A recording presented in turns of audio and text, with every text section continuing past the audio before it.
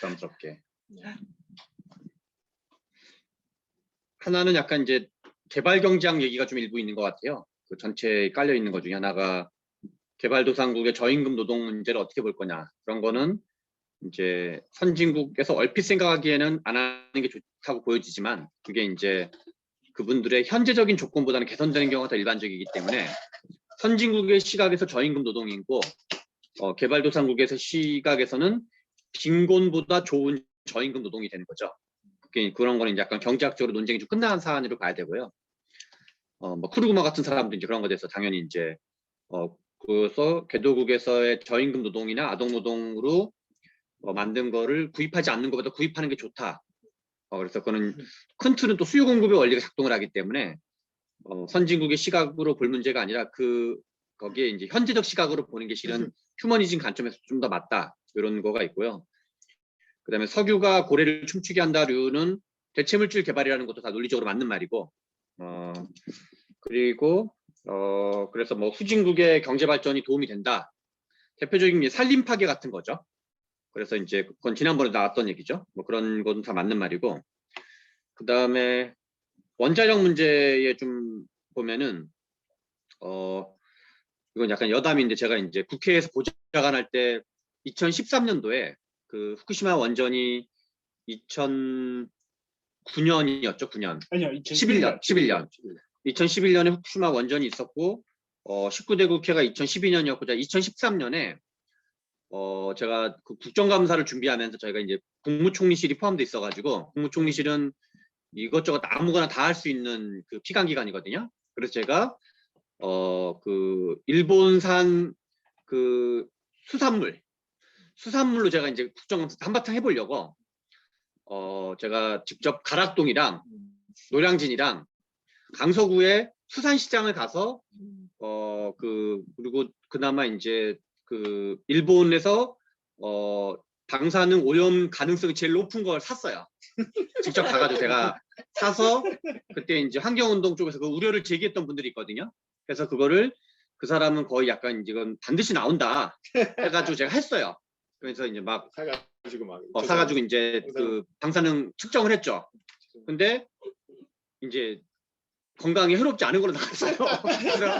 못 써먹었어. 그래서 못 써먹고 그 기획기사 실패. 그렇죠. 기획해서 실패하고 이제 그래서 우리 민병두 의원이 그럼 그거라도 내라라고 생각하니까 제가 나중에 생각하니까 그거라도 내는 게 맞았던 것 같아요. 왜요? 하니까 이제 우리가 조사했더니 문제 없다라고 내라고 이제 했는데 나는 이제 일종의 이제 막 뻥 하고 터트리는 걸 생각했는데 안 나오니까 아씨 이게 뭐야 하면서 나는 그때 실망해서 안 냈었는데. 이것도 기사거리는 되겠네. 그렇죠. 기사거리는 되는 거죠. 뭐 먹어도 괜찮다. 조만간 만나는데 물어보겠습니다. 그리고 실은 제 뜻대로 됐으면 수산물 시장 완전 쇼트화되는 거였거든요. 그렇죠. 그 약간 이제 하면서도 막 이렇게 약간 서민들 장사하는 그렇지. 분들 그러니까 그 뭐 특정 매치 어디 뭐 시장을 공개하지 않는다 하더라도 거의 뭐 이렇게 누가 횟집 가겠어요 그러면. 그러니까 뭐 등등 이제 그 시장 전체는 초토화되는 건데 아무튼 그래서 아까 다 전에 연결돼 있는데. 우리 정희 씨가 이제 발표한 거 들으면서 생각한 것보다는 그 해롭지가 않다.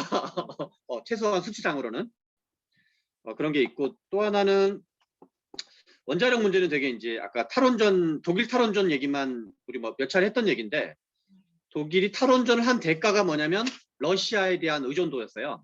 그래서 이제 천연가스와 그리고 유럽에는 지금 크게 독일파가 있고 독일은 원자력파, 프랑스는 이제 원전 활용파. 그러니까 독일은 탈원전파인 거고 그다음에 이제 프랑스가 원전파인 건데 원전 활용파, 탈원전파와 원전 활용파가 있는데 탈원전파는 전부 다 러시아에 대한 엄청난 에너지 의존도가 있는 거죠.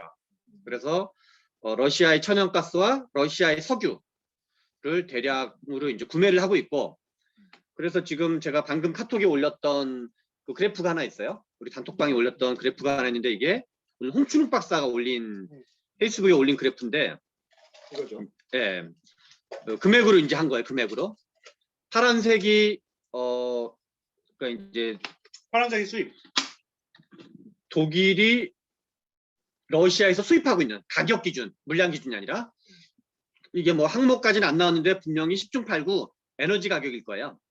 왜냐하면 이 러시아에 대한 그걸 규제하면서 규제하면서 에너지 가격이 뛰었고, 그리고 지난번에 지난주에 권노디 상무님이 얘기했던 거랑 같은 내용이에요. 그래서 지금 러시아는 유럽의 판 에너지 가격으로 전쟁을 치르면서 우크라이나 전쟁을 하고 있는 거죠. 왜냐면 물량은 비슷해도 가격이 몇 배 뛰었기 때문에. 그래서 지금 러시아, 그러니까 유럽, 독일이 탈원전파의 대표 주자고 독일 이외의 탈원전파인 유럽 국가들이 이제 그 반대급부로 러시아의 우크라이나 전쟁 자금을 대주고 있다. 뭐 의도하지 않게 뭐 그걸 윤리적으로 비난할 생각은 1도 없어요. 그거는 뭐 이제 의도한 것도 아니고 경제 작동 원리는 좀 다른 거기 때문에. 그래서 이 탈원전이라는 게 이제 아무튼 독일, 우리 아까 전에 이제 임정희 씨가 잠깐 이제 독일 탈원전 얘기를 했는데, 독일 탈원전은 공짜가 아니라 대가가 있는 거였다. 그런 걸 좀 얘기하고 싶었고요. 그리고 또 대신 제가 아직은 잘 모르겠지만 이제 우리나라랑 달리 지난주에 권오대 상무님의 발표에 의하면 독일의 그 신재생 에너지에 대한 그 가성비 기술은 세계 탑이라는 거거든요. 그 독일도 탑이고 이제 중국도 탑인데, 독일이 뭔가 좀 이제 더 어디가 더 탑인지까지 잘 모르겠어요. 그래서 지금 독일은 러시아에 대해서 이거를 끊으려고 하겠다는 거고, 그러면 한 10년, 20년, 30년 정도 이렇게 지금 유럽 전체가 거의 막 그 돈을 어마어마하게 좀 퍼붓고 있는 건데, 그 재생에너지 쪽에서. 그러면 우리나라와 달리, 그리고 또 유럽은 바람이 되게 좋고 우리나라보다, 그다음에 수력도 되게 좋고, 수력과 풍력의 그다음에 일조량도 좀 우리나라랑 다르다는 거고, 그게 이제 자연 조건이 좀 다른 거죠. 그러니까 수력, 풍력, 태양광 세 가지에서 우리나라랑 다르기 때문에, 그리고 이제 그 기술도 많이 발전하고 있고, 그러면 이게 장기적으로는 물론 이제 아까 전에 우리 여기 이 저자가 뭐 그동안은 가성비가 떨어졌다, 투자비 대비 성과가 떨어졌다고 말하지만, 그거는 이 성과가 나오는 건 에너지나 재화마다 다른 거기 때문에, 반도체가 뭐 당장 무슨 구멍가게 투자하듯이 안 나오고 반도체 투자해서 그거를 재촉할 문제는 아닌 것 같고, 그거는 좀 미래는 열려 있기 때문에 그 인생 꼬라박는 거, 뭐 노무현도 뭐 인생 꼬라박았는데 갑자기 나중에 한 박자 늦게 대박치는 것처럼, 그거는 좀 이제 열어놓고 사고하는 게 맞는 것 같다.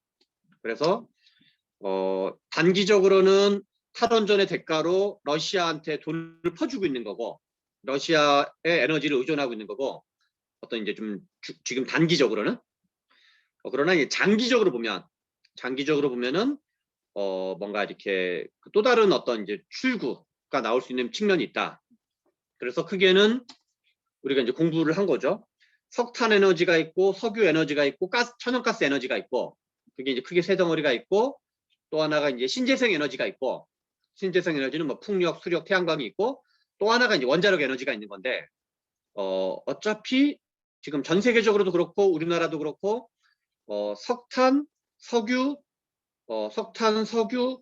천연가스, 원자력이 90%가 넘어요. 어차피 우리나라도 지금 92%인가 그렇거든요. 그 정도 그 네 개 덩어리 합쳐서.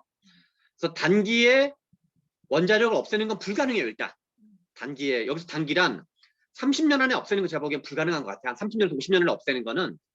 그래서 마치 탈원전을 100년 정도를 내다보고 탈원전을 주장하는 건 그나마 토론의 여지가 있어요.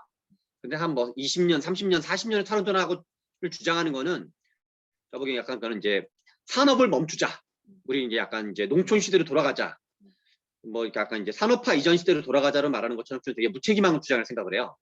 그러면 이건 최저임금 3만 원 같은 주장이에요. 그냥 경제가 다 멈추더라도 아무튼 최저임금 3만 원, 4만 원 실현하던 얘기처럼, 그거는 이제 우리가 탈원전에 대해서 토론해보자, 또는 뭐 중장기적으로 필요하다 이런 얘기는 충분히 이제 그 어떤 선의를 인정할 수 있지만, 그걸 너무 이제 세게 주장하는. 그래서 탈석탄에 강조점을 둘 거냐, 탈원전에 강조점을 둘 거냐, 둘 다를 강조점을 둘 거냐를 판단해야 된다. 탈원전과 탈석탄을 동시에 하자는 얘기는 경제를 스탑하자는 얘기랑 거의 똑같은 얘기다, 그냥 사실상. 그래서 그거는 무책임한 얘기고, 다만 이제 원전이 그렇다고 해서 안전한 거냐, 이제 원전은 하나는 폐기물 문제가 있는 거고, 또 하나는 안전함에도 불구하고 여러 가지 우연 곱하기 우연에 의한 발생하는 사고 위험이 있는 거고, 또 하나 이번에 이제 그 우크라이나 사건에서 밝혀진 거는 전쟁이 벌어졌을 경우 상대 국가가 공격하는 상대 국가가 아예 그냥 그냥 그 원자력 밀집지대만 그 정밀 타격을 하는 거죠 그냥. 그러면 자동방으로 이제 미안하다 뭐 우리 실수였다. 그러니까 그래서 사실상 핵무기랑 같은 효과를 내는 거죠. 그래서 제가 이제 원자력의 안전도가 미사일도 방어하는 정도인지까지는 아직 모르겠어요. 이거는 작심하고 오니까 이렇게 미사일을 한 5방 도움을 쌓아가지고 막아낸다. 이제 까지는 가능한 거. 그래서 그것까지는 막을 수 있겠지. 그래서 이제 그리고 또 하나는 이거는 이제 우리나라는 그러니까 여기서 이제 어떤 판단이 중요한 거냐면 완벽한 에너지가 없다라는 거 그냥 인정하고 시작하는 거예요. 원자력은 이러이러한 그러니까 원자력의 핵심은 경제성인 거고 경제성과 그다음에 그러니까 소위 말하는 이제 탄소와 관련된 효율성, 그러니까 탈탄소 효율성은 이제 강력한 거죠. 그래서 그거는 재생에너지에 뒤지지 않는 거죠. 오히려 재생에너지보다 뛰어난 면도 있는 거죠. 왜냐하면 재생에너지의 초기 에너지는 또 다르게 조달하는 경우가 많이 있기 때문에 그래서 이제 어떤 경제성과 탈탄소란 측면에서 원전이 강력한 거고 그러나 이제 아까 말한 폐기물, 사고 위험, 공격 가능성 이런 거에서는 이제 좀 이것도 원자력도 뭐 원자력 1세대 원자력, 2세대 원자력, 3세대 원자력, 4세대 원자력이 있다는 거거든요. 그 기술 발전 단계에서. 근데 이제 제가 덧붙이고 싶은 얘기는 우리 뭐 실은 몇 번 했던 얘기인데 우리나라의 지정학적 조건이 되게 중요해요. 한국은 위로는 북한이 있고 오른쪽으로는 중국이 있고 그리고 이제 북한 위로는 이제 러시아가 있고 바다 건너 일본이 있고 우리나라는 지정학적으로 섬나라라는 게 되게 중요한 거예요.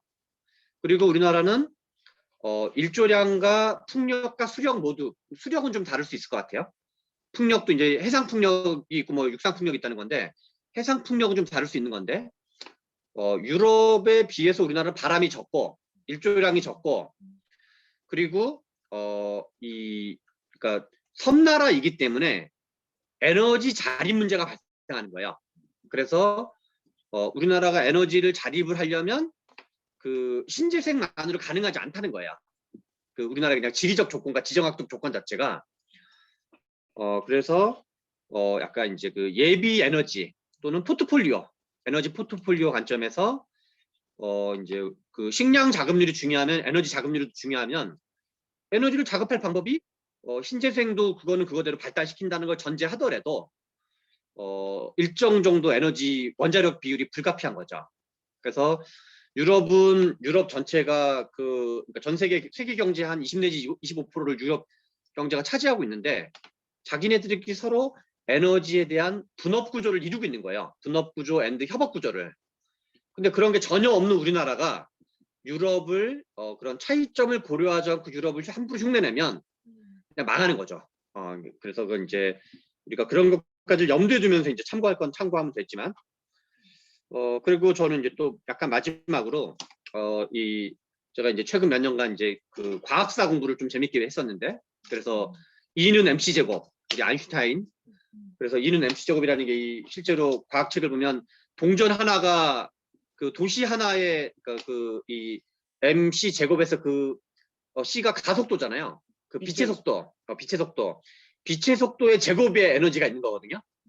빛의 속도의 제곱 에너지 있어서 이런 그 볼펜 한 자루 동전 한 개가 한 도시를 먹여 살릴 정도 에너지가 있다는 거거든요. 그게 이제 그 E는 MC 제곱이라는 그 에너지와 물질이 서로 상호 교환되는 거를 이제 했고 다만 이제 그것을 이제 실제로 하는 게 이제 우라늄이라든가 뭐 플루토늄 이런 거지만 실은 원칙적으로는 모든 물질이 다 그렇다는 거거든요.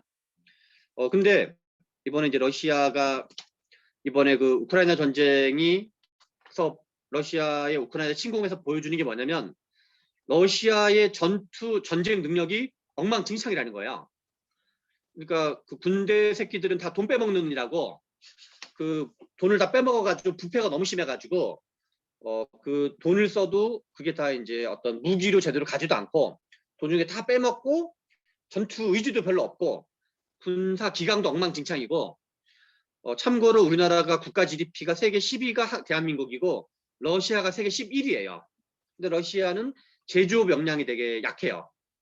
그러니까 지금 반도체를 공급을 차단해가지고 냉장고에서 반도체를 빼서 쓰고 있다는 거거든요.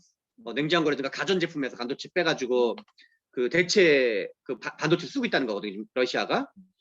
그래서 지금 러시아가 있는 건 뭐냐면 핵무기 외에는 있는 게 없어요.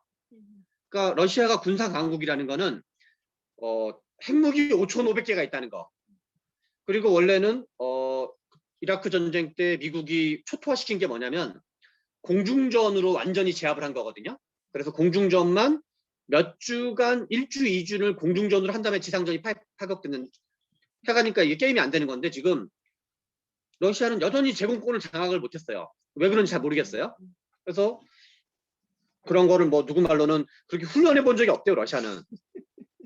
그러니까 그러니까 얘네가 핵이 있는 걸 빼면은 핵을 사용하지 않는 거로 딱 이렇게 서로 동결해 놓고 한국이랑 전쟁하면 한국이 뭐 러시아한테 질까 이런 생각도 들어요.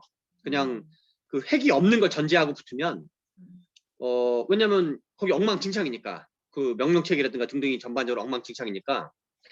근데 제가 이제 아인슈타인 E는 mc 제곱이라든가 러시아 얘기를 왜 하냐면 제가 아무튼 요즘 드는 생각은 인류가 망하면 핵무기로 망하겠다. 왜냐면 우리가 이제 2차 세계대전 때 만약에 히틀러가 그때 만약 핵이 있었다. 그럼 히틀러가 어차피 자살할 건데 그냥 너 죽고 나 죽자 하지 뭐 굳이 뭐 인류에 대한 사랑 같은 게 아무 필요가 없는 거거든요. 그리고 독재자라는 개념 자체가 호롤단신으로 그냥 지 멋대로 의사결정하는 게 원래 독재자의 개념정이거든요. 그 독재자는 왜 독재자냐? 독단적으로 의사결정하니까 독재자인 거거든요. 그래서 이게 지금 전 세계에서 세계 인구가 지금 79억이거든요. 근데 뭐 미국과 유럽이랑 아시아 몇 나라, 한국, 일본 정도를 제외하고는 일본도 비교적 민주주의 국가로 볼 수 있는 건데 지금 전 세계에서 민주주의 국가라고 다 불리는 나라가 전 세계 인구를 다 합쳐서 한 20억이 채 안 돼요. 그러니까 60억 정도는 독재국가 또는 독재국가에 준하는 뭐 왕정국가 같은 나라들이에요.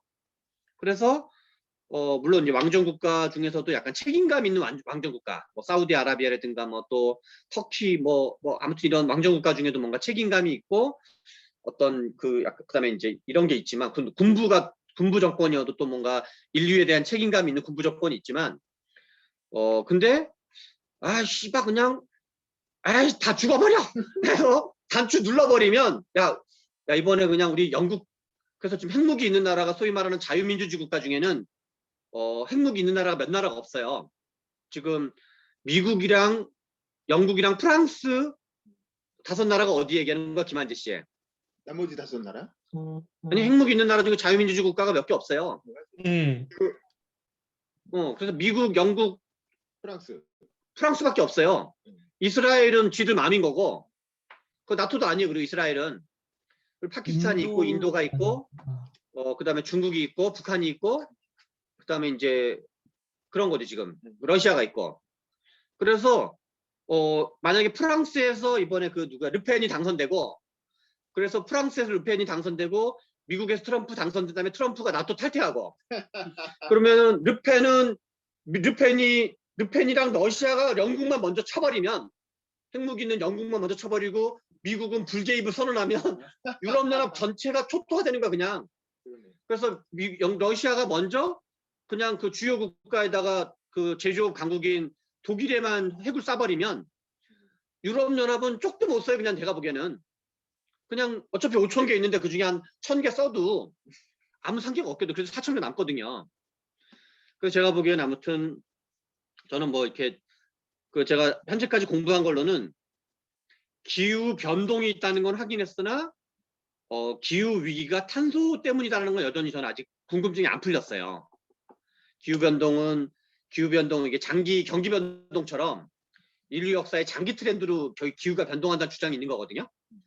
그래서 그게 탄소 배출 때문에 기후가 변동하는 게 아니라 그냥 기후가 변동하는 거라는 주장이 있어요. 근데 우리가 현재까지 공부한 책에서는 이거에 대한 설득력 있는 반박이나 뭐 등등은 저는 아직은 본 적이 없어요.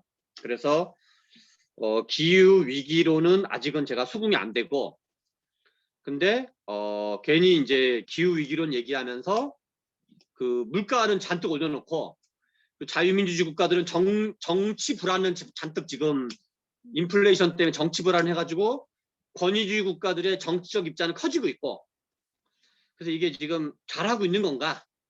괜히 기후 위기 한답시고 뭐 탄소 중립 한답시고 이 자유민주주의만 지금 막 나라 안에서 지들끼리 난리가 나고 있어요 지금. 그래서 저는 이게 지금 잘하고 있는 짓인가라는 이제 의문이 아직은 가지고 있는데, 그래서 뭐 만약에 제가 이 막 뭐 그 정치적인 리더가 되고 그러면 뭐 탄소 중립 이런 것도 막 파기해버려도 되는 거 아닌가 이런 생각 한편으로 들고. 이게 트럼프입니다. 아니 대신 이제 그 이 자유민주주의 국가의 어떤 이제 그 민생, 정치적 안정성, 그래야지만 실은 이제 중국과 러시아의 부상을 제가 보기엔 제대로 견제하는 거지. 지금은 전선을 엄청 넓게 그러니까 지금 중국과 러시아만 전선을 만든 게 아니라 자국민들을 또 약간 이제 그 불만을 만들고 있는 거예요.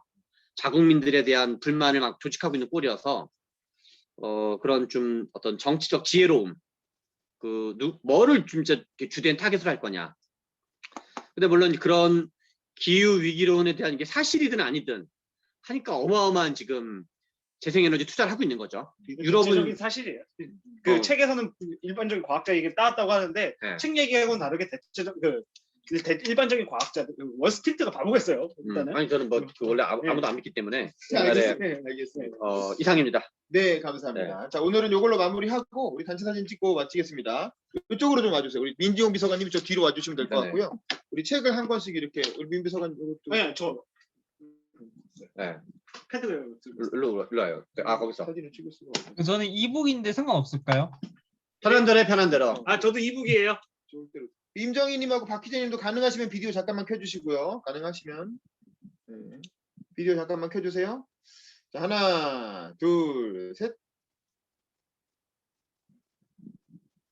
된 건지 안 된 건지 안 된 것 같아요. 잘 모르겠어. 어쨌든 고생하셨습니다. 고생하셨습니다. 우리 이번 주 고맙습니다. 일요일에 우리 모임 있는 거 아시죠? 예, 일요일에 뵙겠습니다. 소풍. 빠이빠이. 수고하셨습니다. 네, 네. 감사합니다.